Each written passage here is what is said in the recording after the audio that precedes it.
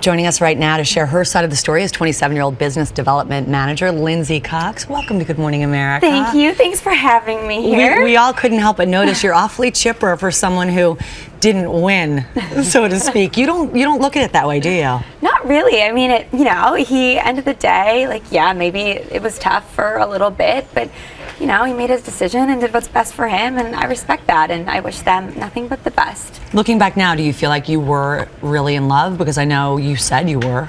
Yeah, I think, when I said it, that is how I felt, but hindsight's a really beautiful thing, isn't it? That's why they say it's 2020. It's 2020, and especially when you watch it on TV, you're like, oh, well, I could see why he went with her. Mm-hmm. Like, they really did have a solid. And she was nude a lot. She was naked a lot. I mean, maybe if I skinny dipped, I wouldn't be here with you. Oh. You chose not to participate in the After the Rose. Why?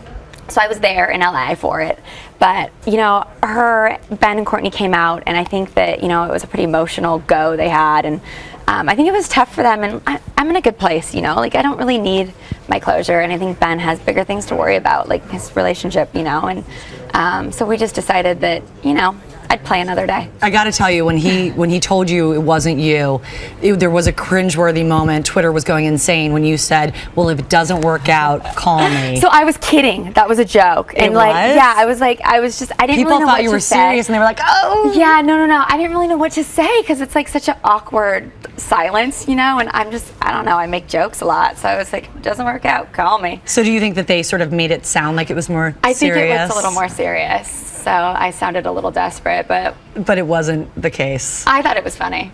What about when he said, "Can I walk you out?" And I couldn't help but notice you were on the top of a mountain. How do you walk someone out off a mountain? And then he took my hand to hold my hand. I'm like, this is weird. Am I on a leash? Are you afraid I'm going to jump off? Because I don't think I'm going to. I'm afraid of heights. Yeah. So clearly you're fine. You as was said on Twitter, you have dodged the Ben bullet.